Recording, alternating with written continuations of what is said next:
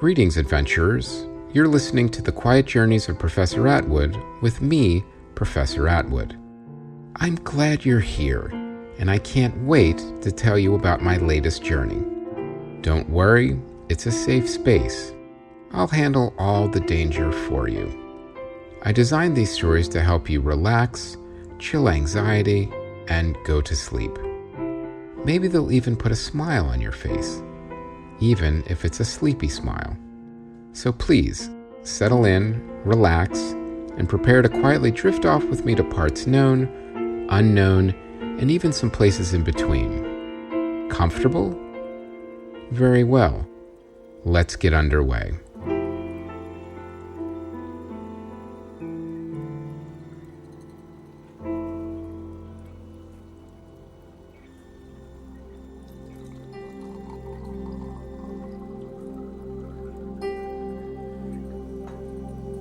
Good evening, adventurers. While I do want you to relax this evening, I can't really contain my excitement about this special episode tonight. We're doing something we've never done before and invited a guest scientist over to the lab. I know it's highly irregular, but I do have guest lecturers and guest speakers in my home lab from time to time. Granted, Bradley and I, and an occasional interested neighbor, are usually the only ones here, but it's a courtesy scientists show each other sometimes if someone can't make it to the science conference in Munich, or sometimes a scientist just wants to prep and do a test run before their actual symposium. It would be a small lecture audience for sure, since, like I said, Bradley was still out of town, so it would just be me, Paul, my gardener, and one of the neighbors. But I thought you may want to get in on the science action, as it were, as well. But before we get started, I need to tell you about a few things. Oh, and once again, there's this part my daughter Ellen, who works in marketing, said I should read. Okay, here we go. If you enjoy the show, please tell your friends. I hope it's entertaining you and even helping you, so maybe tell a friend about it. It is always fun to tell a friend about new things, that is true. Please add some stars to the ratings, maybe leave a review as a bonus, and share with a friend. Okay, I think that's it. Now, don't forget you can also make a donation on our adventuring patrons website, whitecatentertainment.com, and you can also join the White Cat Adventures Club on Patreon. You get ad-free listening to all the shows and an exclusive look at my journal. It's semi-regular, I think is the best way to describe it. Now, science and exploring is expensive, and your support helps make it happen. For as little as $5 a month, you can show your support for the show.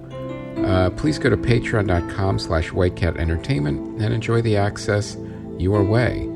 Okay, now let's get back to the story and our guest lecturer, and I'm going to be telling you about Site E of my lab. Now, I'll admit it's not quite as dynamic and exciting as time travel or a fully stocked library, but it is probably the most versatile site I have, as it is modular to accommodate whichever guest scientist is coming to visit and lecture. I once had Professor Felice over, and as you can imagine, he was obsessed with wormholes and insisted on enough room to create a small-scale replica of his storm harvesting energy system in a 60-gallon aquarium tank, and that needed a bit of planning and preparation, as you can imagine. Now, had I known what he had in mind then, I probably would have advised against tying the system to a maelstrom, but I suppose hindsight is always 20/20. I had to pass through my home hub room first, and to be honest, it's tough to just walk through when all of my retro arcade cabinets are just there, flashing invitingly. I found a great place in the corner for the sit-down Spy Hunter cabinet Professor Felice had sent me, and after a few games of Spy Hunter, Space Invaders, and a few frustrating rounds of Defender, I continued on to Site E, my guest lecture hall. Now, I occasionally would lecture Bradley, but I think he found it a little ostentatious to use the hall just to teach him something. So I opted from then on to teach him things in the specific labs, unless of course I was teaching him about lecturing. Now, it's always important to have the proper tools for the job, and a lecture hall is no exception. Learning is always assisted by the proper environment, whether it's a particle lab or a circus tent. Now, I'm not sure what made me think of that just now, but I can guarantee you circus employees need to learn their craft just like anyone else. No one just shows up on a high wire, in a lion cage, or climbing out of a clown car. Well, except for Professor McGahee, who, while studying circus science, accidentally fell asleep inside the clown car before a performance. But it was so crowded in the car, none of the clowns noticed until he woke up with a night terror about, ironically, clowns. Things went downhill from there. The clown car was totaled, the crowd requested a refund, and Professor McGahee was quite embarrassed and deliberately didn't reapply for his grant. Now, while I had of course customized my lecture hall, it did follow the same principles of current and modern lecture halls. A lecture hall, or lecture theater, is a large room used for instruction, typically at a college or university. Well, that's true, of course, but there are more around than you think, even for very small numbers of people. Again, it's important to have the right tool for the job, and the size is scalable.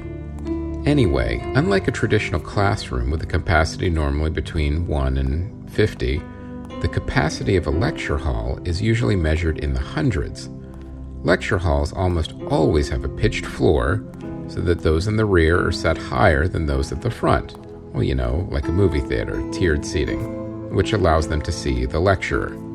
The importance of lecture halls is so significant that some schools of architecture have offered courses exclusively centered on their design. The noted Boston architect Earl Flansburgh wrote numerous articles focusing on achieving efficacious lecture hall design. And like I said, it's scalable, so the lecture hall design theory holds, whether it's 1 or 100. Now, Earl Flansburgh, and probably you right now, are thinking about how the whole point of a lecture hall is to lecture to a lot of people at once. And sure, that's true. But there's nothing like having a full-size one to learn in, lecture from, or practice for an upcoming event. Have you ever been to a crowded theme park on a day where it was mostly empty? Yes, it can kind of feel like that, just without the animatronics. Unless Professor Feingold is lecturing, but that's a whole other thing. Now, lecture halls differ from other types of learning spaces, seminar rooms in particular, in that they allow for versatility in use, although they are no less flexible than, for example, chemistry laboratories. Now, of course, this is normally true, except for mine, which is built on a modular design, so I can swap out seating, lab equipment, and there's even a projection module in case a professor wants to see what things look like from far away. When you're lecturing, you want to make sure it's still interesting for the person furthest away, so large screens can sometimes be utilized. Experimentation, group work, and other contemporary educational methods are not practical in a lecture hall. On the other hand, lecture halls are excellent for focusing the attention of a large group on a single point, either an instructor or an audio-visual presentation, and modern lecture halls often feature audio-visual equipment, of course. A microphone and loudspeakers are common to help the lecturer be heard, and projection screens may be used for large displays. The acoustic properties of lecture halls have been the subject of numerous international studies, some even antedating the use of electronic amplification. Now, this is important and has to do again with the design. The acoustics should be optimal for the highest level of comprehension, and if you're doing a Q&A, that the acoustics work both ways. There's nothing more frustrating when a question that somebody's asking gets garbled, and suddenly you're talking about, xenon when you should be talking about radion. It can get frustrating. Now, studies in the use of the lecture theater teaching space have found that students sit in specific locations due to a range of factors. These include being noticed, addressing anxiety, or an ability to focus. Personal and social factors are also thought to determine students' lecture theater seating choice and the resulting effects on attainment. Studies in the way students use the space indicate that peer group formation exerts a strong impact on attainment and engagement with groups of similar ability sitting together. This also creates a social dynamic for lecture halls, and it's good practice if your audience of scientists have their own cliques, which occasionally does happen. For instance, the organic chemistry scientists never seem to want to sit near the physicists, and vice versa. It's a bit of a thing, and has made a few Christmas parties awkward. Anyway, I had the lecture hall all prepared for our guest lecturer, Professor Scooter, who will be presenting a lecture on the neuroscience of sleep. You can find most of his research at www.sleepwithmepodcast.com. That was www.sleepwithmepodcast.com. Make sure you get that URL right. And you can also obviously find his findings in various scientific journals. Now, without any further ado, I'd like to present Professor Scooter. Professor Scooter, welcome. Thank you so much, Professor Atwood. It is good to be here. I thoroughly enjoyed your home hub room. I'm a big fan of Paperboy, but I guess I still need some practice. And now, I'll begin. The neuroscience of sleep is the study of neuroscientific and the physiological basis of the nature of sleep and its functions. Traditionally, sleep has been studied as a part of psychology and medicine. The study of sleep from a neuroscience perspective grew to prominence with advances in technology and proliferation of neuroscience research from the second half of the 20th century. The importance of sleep is demonstrated by the fact that organisms daily spend hours of their time in sleep. For a phenomenon to be so important, the purposes and mechanisms of sleep are only partially understood. So much so that as recently as the late 1990s it was said, the only known function of sleep is to cure sleeplessness. Sometimes scientists can be quite quippy, but it's rare. Present company excluded, of course. Why, thank you, Professor. However, the development of improved imaging techniques like EEG, PET, and fMRI, along with high computational power, have led to an increasingly greater understanding of the mechanisms underlying sleep. One of the important questions in sleep research is clearly defining the sleep states. This problem arises because sleep was traditionally defined as a state of consciousness and not as a physiological state. Thus, there was no clear definition of what minimum set of events constitute sleep and distinguish it from other states of partial or no consciousness. The problem of making such a definition is complicated because it needs to include a variety of modes of sleep found across different species. That is why we always ask someone who's clearly asleep, "Hey, are you asleep?" At a symptomatic level, sleep is characterized by a lack of reactivity to sensory inputs, low motor output, diminished conscious awareness, and rapid reversibility to wakefulness. However, to translate these into a biological definition is difficult because no single pathway in the brain is responsible for the generation and regulation of sleep. Been lost in a few of my brain pathways. One of the earliest proposals was to define sleep as the deactivation of the cerebral cortex and the thalamus because of lack of response to sensory inputs during sleep. However, this was invalidated because both regions are active in some phases of sleep. In fact, it appears that the thalamus is only deactivated in the sense of transmitting sensory information to the cortex. Some of the other observations about sleep included a decrease of sympathetic activity and an increase of parasympathetic activity in non-REM sleep. an increase of heart rate and blood pressure accompanied by a decrease in homeostatic response and muscle tone during REM sleep. However, these symptoms are not limited to sleep situations and do not map to specific physiological definitions. More recently, the problem of definition has been addressed by observing overall brain activity in the form of characteristic EEG patterns. Oh, I love those. I could look at EEG. I don't know if, Professor, you know that my walls are covered with EEG patterns of famous people. But back to the lecture here is each stage is. I'd like to have Professor Atwood. Could I probably you could just give me a non-audible response, but I'd love to have a copy of your, unless you're concerned about your privacy. And if you could mat it and frame it for me, but also sign it. I'd love to have your EEG in my home. Anyhow, back to this. Each stage of sleep and wakefulness has a characteristic pattern of EEG. I think you'd have a very characteristic pattern of EEG.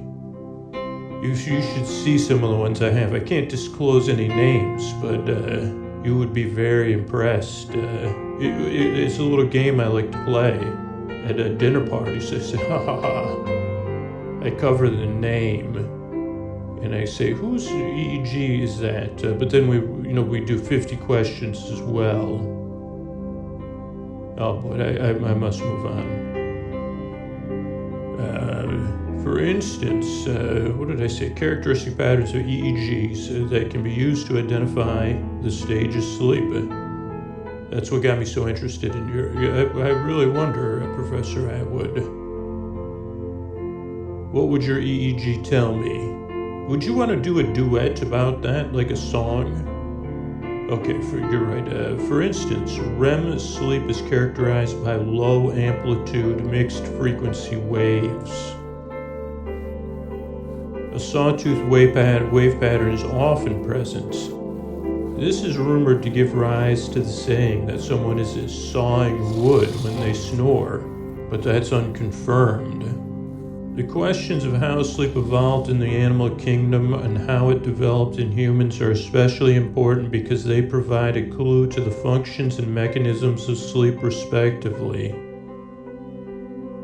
The evolution of different types of sleep patterns is influenced by a number of selective pressures, including body size, relative metabolic rate, predation, type and location of food sources, and immune function. Sleep is tricky behavior because it steeply increases predation risk. Well, for animals, obviously. I wouldn't worry too much about predators if you're home in your bed right now, Professor. Well, we're not. I'm here. I'd worry more about me falling asleep here. Do you think that I was just thinking about the Jurassic movies. I don't know why that made me think of it. I don't have any famous lizards. I don't know any famous lizards, but I would like to see their EEGs. Have you ever taken a lizard's EEG, Professor? Okay, interesting. That means that for sleep to have evolved, the functions of sleep should have provided a substantial advantage over the risk it entails. In fact, studying sleep in different organisms shows how balanced they've balanced the risk. Is there any, that makes me think of a seesaw instead of a sawtooth. Seesaw at the seashore.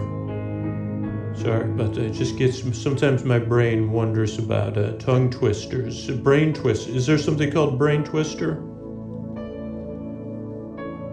Okay, so seesaws, that's where organisms balance this risk by evolving partial sleep mechanisms or by having protective habitats.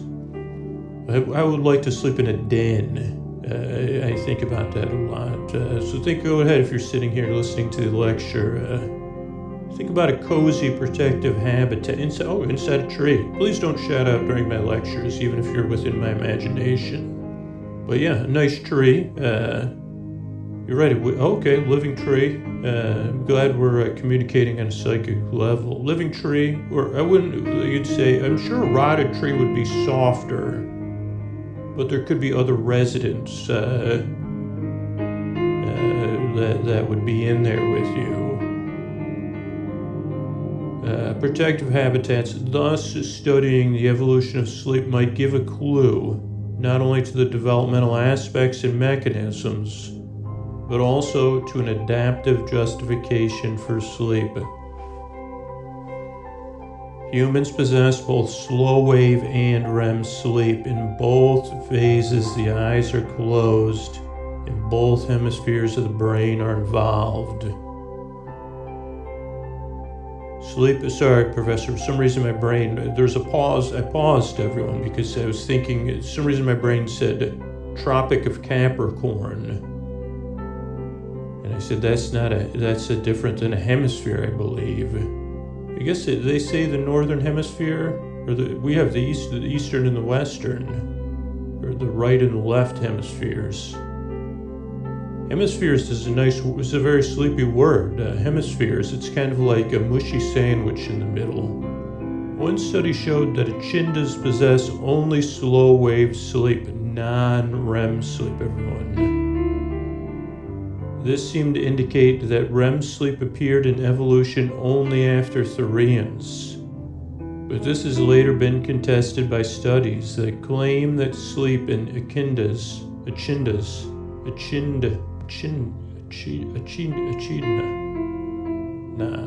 Sorry, was I doing that out loud or was that in my head? But this has later been contested by studies that claim that sleep in echidnas combines both modes into a single sleeping state. So possibly two for the price of one when an echidna is sleeping. I'm having trouble with that word, Professor, but I can type it. I can't necessarily speak it. Other studies have shown a peculiar form of sleep in dolphins and porpoises. This is called unihemispherical slow wave sleep, USWS. At any time during this sleep mode, the EEG of one brain hemisphere indicates asleep, while that of the other is equivalent to wakefulness. In some cases, the corresponding eye is open. This might allow the animal to reduce predator risk while swimming in the water, though the animal may be capable of sleeping at rest.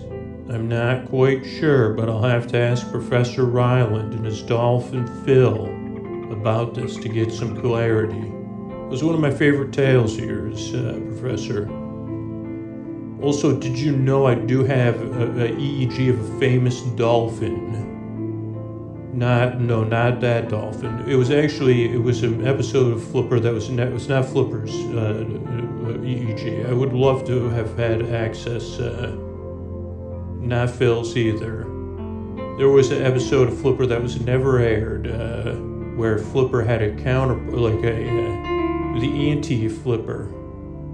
That went in, pretended to be Flipper, disrupted everybody's lives, Bobby Sue and Jody or whoever, I don't remember the show very much, flipped over a swamp boat, all that spit water at people, and that dolphin was known as Flopper. The episode was never aired, but I do have the dolphin who portrayed Flopper, whose name was Cornelius, strangely enough.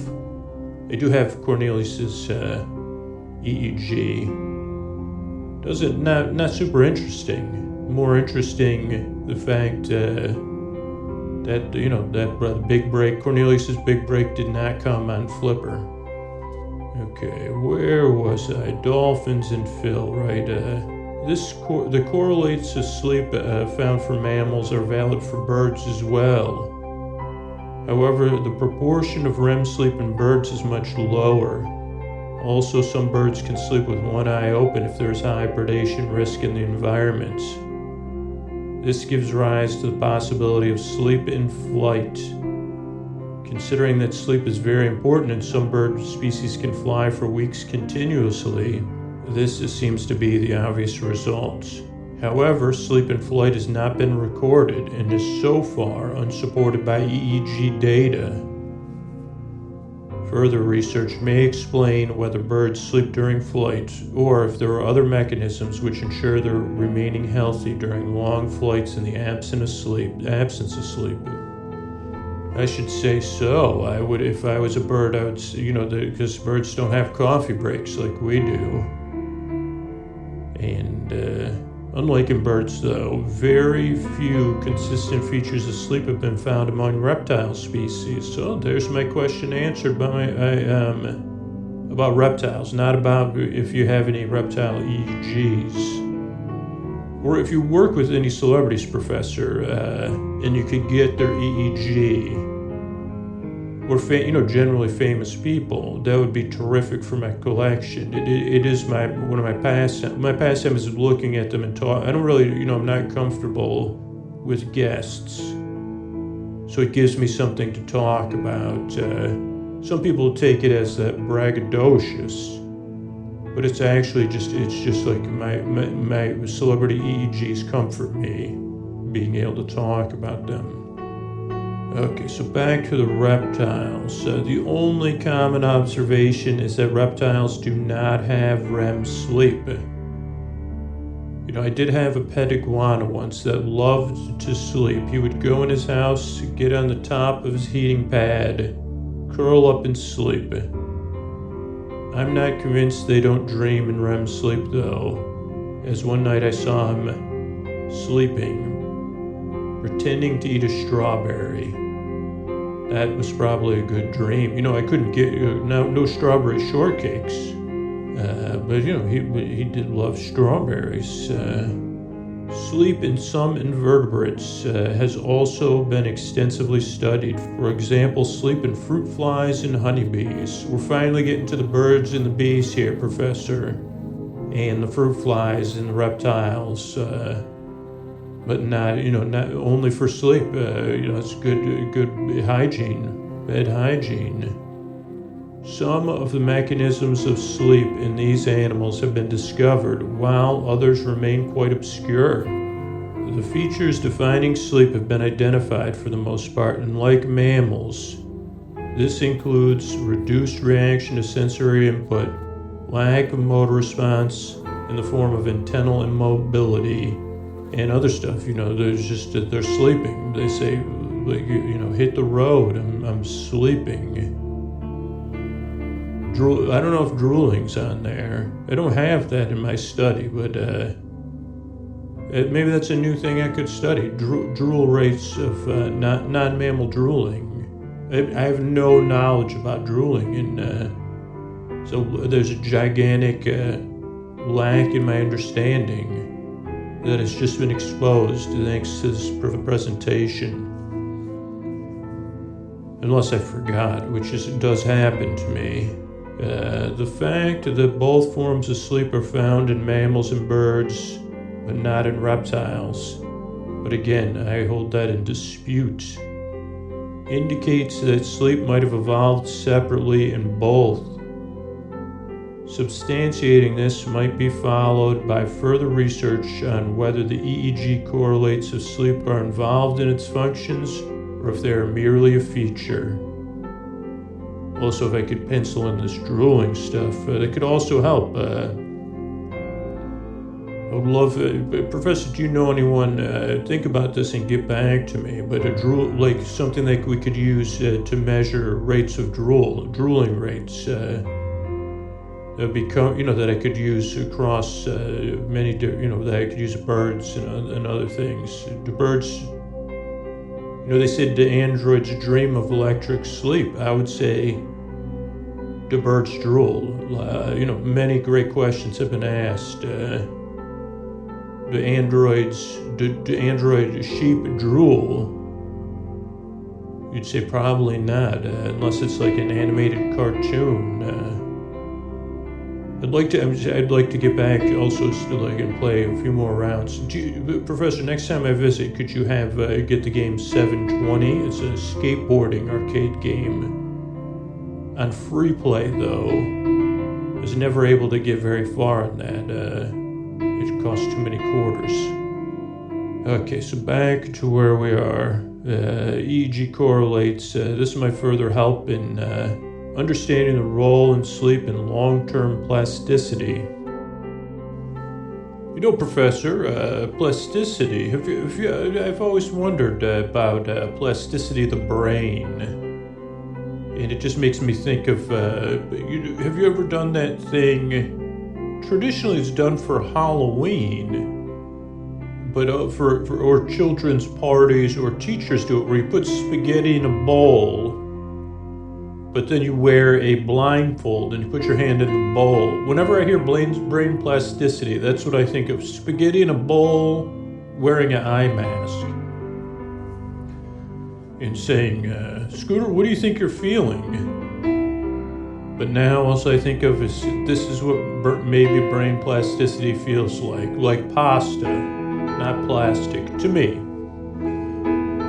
But let's get back. Now I want to talk about sleep development and aging. The ontogeny of sleep.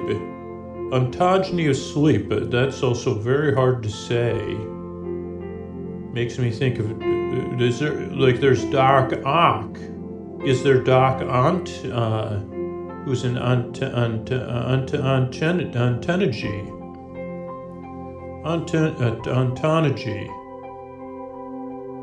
Ontology. When you say it a lot, it almost sounds like part of a song. But the ontogeny, the ontogeny of sleep is the study of sleep across different age groups of a species, particularly during development and aging. Among mammals, infants sleep the longest. I don't know, have you ever met my cousin Bert? I don't know. Bert may sleep longer than an infant. But again, you may say, I'm not sure Bert's a mammal. Human babies have 8 hours of REM sleep and 8 hours of NREM sleep on average.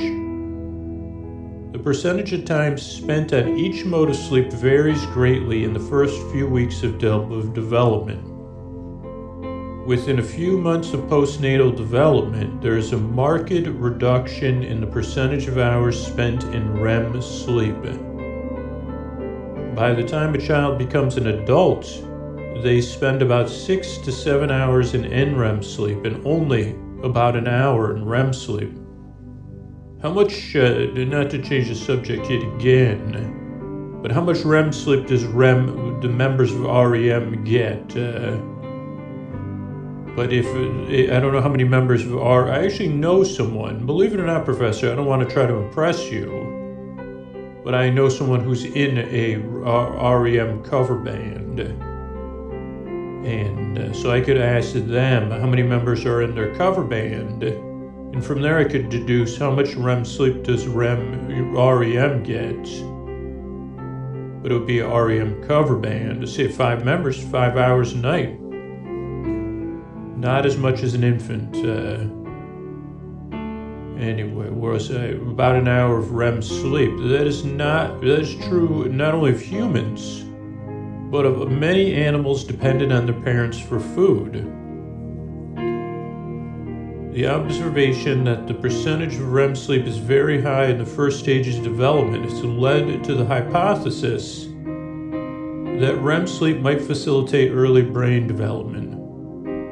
However, this theory has been contested by other studies. By now, you're probably noticing a pattern. Any breakthrough on the neuroscience of sleep is both celebrated and contested. But here's what makes it interesting. Another tangent to go on, Professor. Just please indulge me. Has anything been contested by the Barefoot Contessa? That's Barefoot Contessa is a cooking show, I believe. But when I said, has Barefoot Contessa ever contested anything related to food or sleep? Sleep behavior undergoes substantial changes during adolescence, but boy, that's not the only thing. But I digress anyway. Some of these changes may be societal in humans, but other changes are hormonal.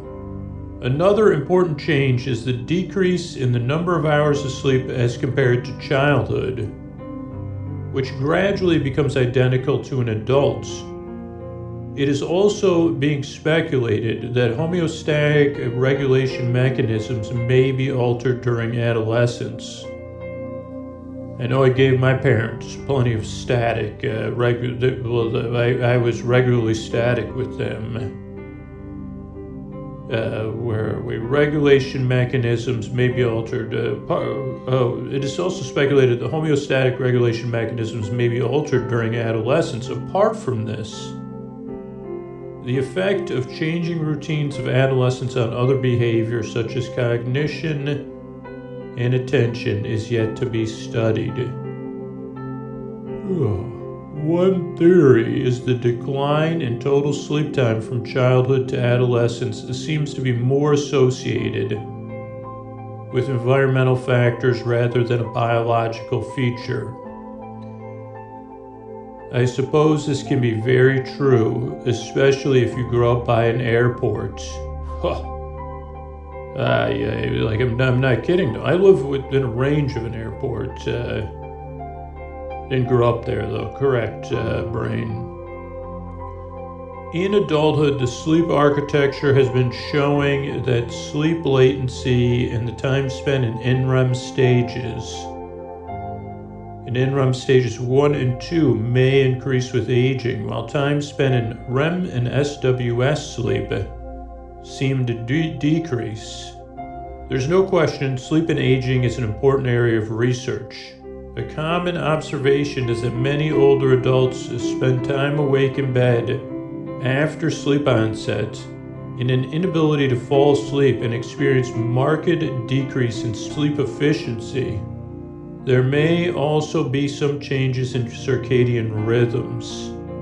Studies are ongoing about what causes these changes and how they may be reduced to ensure comfortable sleep of older adults. Obviously, there are a lot of factors here, but the good news is there are plenty of tools to help with sleep now, even for older adults. I'm sure you'll be able to find one that suits you.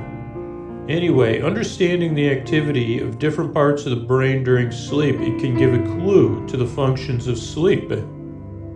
It has been observed that mental activity is present during all stages of sleep, though from different regions in the brain. So, contrary to popular understanding, the brain never completely shuts down during sleep.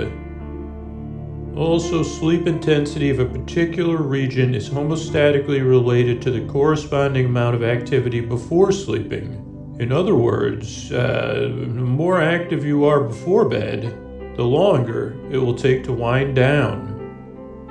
That's why I think that's why as a child I was discouraged from jumping on my bed.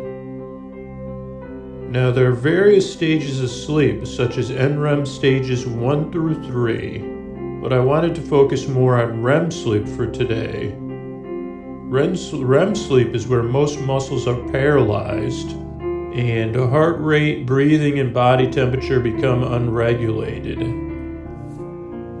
REM sleep is turned on by acetylcholine secretion and is inhibited by neurons that secrete monoamines, including serotonin. REM is also referred to as paradoxical sleep because the sleeper, although exhibiting high-frequency EEG waves is similar to a waking state, is harder to arouse than in any other sleep stage. Vital signs indicate arousal and oxygen consumption by the brain, and that is higher than when the sleeper is awake, which is interesting. REM sleep is characterized by a high global cerebral blood flow comparable to wakefulness. In fact, many areas in the cortex have been recorded to have more blood flow during REM sleep than even wakefulness. This includes the hippocampus, temporal occipital areas, and some parts of the cortex, and basal forebrain. The limbic and paralimbic system, including the amygdala. I like to say it that way on purpose, Doctor. I don't know, it always gives me a kick saying amygdala. Even though technically that's incorrect pronunciation. That's just how I say it, amygdala. Because I dig it, that's really why. Metaphorically, but the amygdala and other active regions during REM sleep, the brain activity during REM sleep appears to be very similar to wakefulness. The main difference between REM and wakefulness is that arousal in REM is more effectively inhibited. In other words, it's harder to wake someone if they're in REM sleep, so the aforementioned "are you asleep" question will most likely not be answered. Now, to go back to my earlier point, I mentioned before a newborn baby spends 8 hours a day just in REM sleep. But by the time they reach age 5 or so, only slightly over 2 hours is spent in REM. The function of REM sleep is uncertain, but a lack of it impairs our ability to learn complex tasks. For example, maybe if I had more REM sleep, I'd be a more prolific pronouncer. Or maybe I'd just make more discovery. I'd be able to go on more tangents and go on more speaking circuits like today. But functional paralysis from muscular atonia in REM may be necessary to protect organisms from self-damaging through physically acting out scenes from the often vivid dreams that occur during this stage. In EEG recordings, REM sleep is characterized by high-frequency, low-amplitude activity and a spontaneous occurrence of beta and gamma waves. The best candidates for generation of these fast-frequency waves are fast, rhythmic bursting neurons in the corticothalamic circuits. You see, that's something I say. If I don't say that 10 times a day, corticothalamic circuits, I'm probably dealing with the Thalmor on that game where I play as an elf. Corticothalamic. How come I can say that so easy? Oh, because it's not correct. Oh, thank you, brain. Well, unlike in a slow wave sleep, the fast frequency rhythms are synchronized over restricted areas in specific local circuits between the thalamocortical and the neocortical areas. These are said to be generated by cholinergic processes from brainstem structures. Apart from this, the amygdala plays a role in REM sleep modulations, supporting the hypothesis that REM sleep allows internal information processing. The high amygdala activity, if there was going to be a series of demigods in the world of sleep, someone would have to play the role of high amygdala. I now grant you audience with the high amygdala. But this is activity which may cause emotional responses during dreams. Similar, maybe if I could win the Paperboy game that you had, Professor, I could become the high amygdala.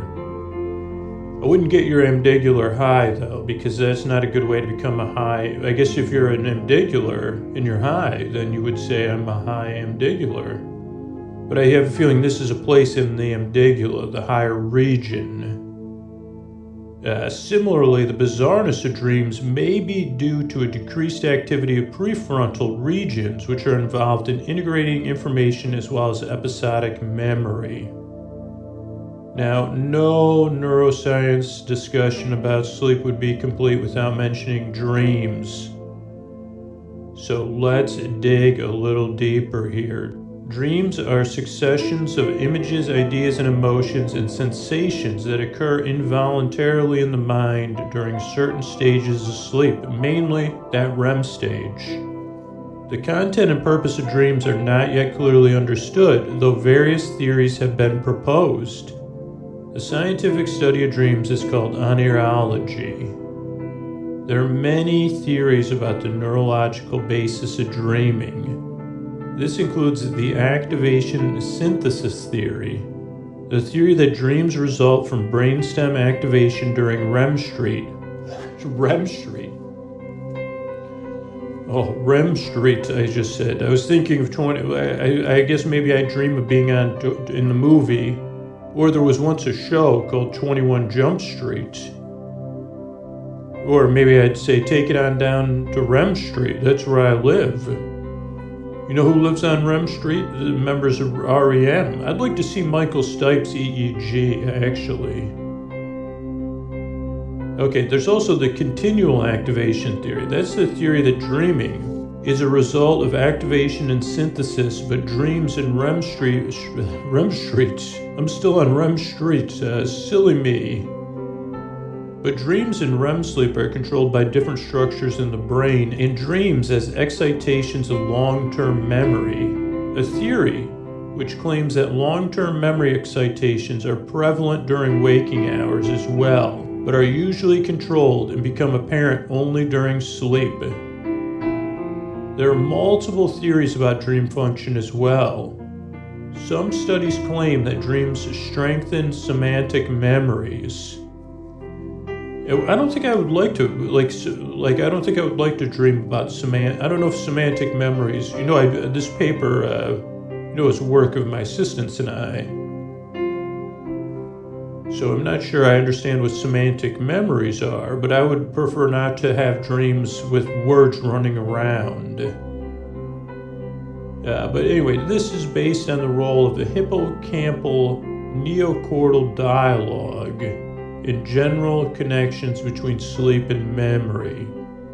One study theorizes that dreams erase junk data in the brain. I don't know, would you call, if it was in your brain, I'd prefer it be not referred to as a trash can or even a recycling bin. And I hope there's no format, because I don't know if, Professor, if you've ever accidentally formatted a hard drive you needed, it's not a good thing.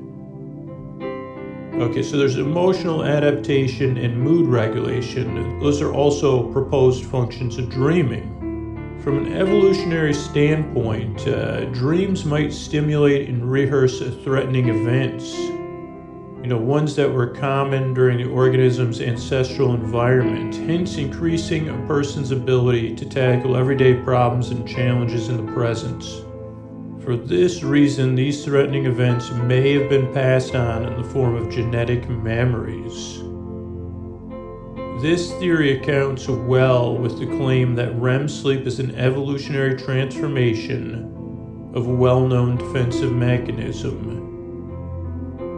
I wonder if there's ever been any REM sleep of trebuchets. Professor, you familiar with the term trebuchet? It's like a fancy catapult. It's a catapult but fancier. I don't understand the physics of it, but I like saying trebuchet. And something about defensive structures and mechanisms. But there's the tonic immobility reflex. What we're talking about is, in other words, is a past ancestral memory of running away from a lion. And that might help you run away from clowns in the future, depending on your situation. Now, most theories of dream function appear to be conflicting, but it is possible that many short-term dream functions could act together to achieve a bigger long-term function.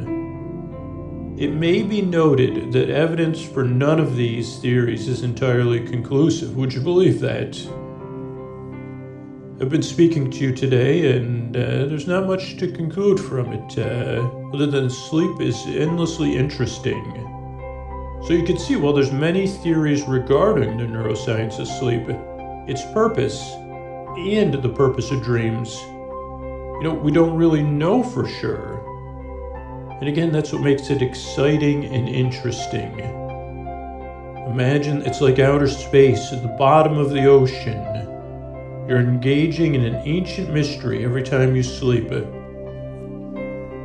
It's pretty neat. That almost concludes my lecture. I don't know if we could get how about, there's dreams. I was saying, James Cameron likes the bottom of the ocean. But I guess you can't just film dreams. So that concludes my lecture. Thank you, guests. Thank you, Professor. Thank you so much, Professor Scooter. That was both informative and fascinating.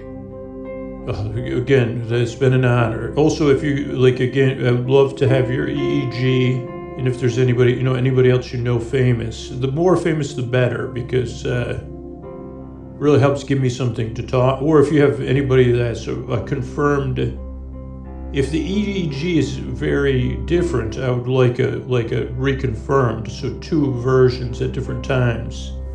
No problem, Professor Scooter. I'll send over a framed EEG. I actually have a bunch of them, as I usually donate them for charity fundraising, so I actually have a few already made. And as far as a famous person's EEG, I do have Abraham Lincoln's. It's quite a story on how I got it, but I'll send that over as well. And also, is it okay, but before I leave, I want to play that sit-down Spy Hunter cabinet. I've got the song in my head now, and I really want to listen to it and play and shift the 2 gears. Of course. But thanks again, Professor, and as always, an honor. Thanks again. It was a fantastic talk. Well, adventurers, I hope you enjoyed tonight's unusual crossover episode. It's always nice to try something new. And don't forget to check out Professor Scooter's website, www.sleepwithmepodcast.com. Again, make sure you get that URL correct. There you can listen to his podcast and hear his conclusions and theories on various topics. Sweet dreams, adventurers.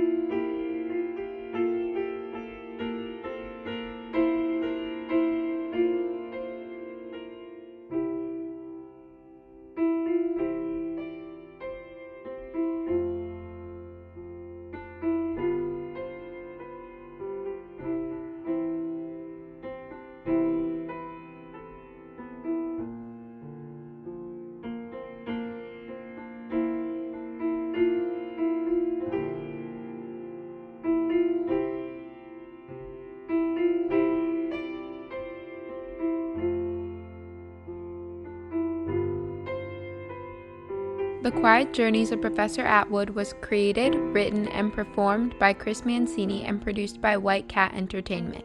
It is a work of fiction. Maybe. Music and sound design by Ron Tansky at rontanskymusic.com. For more info and merchandise, including t-shirts, mugs, and blankets, go to whitecatentertainment.com.